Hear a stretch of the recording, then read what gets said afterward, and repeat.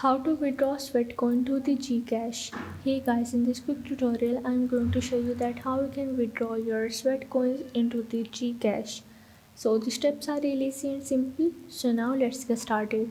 So first of all you have to go and open up your Sweatcoin application, and from here you have to go in the balance icon that is in the top right corner.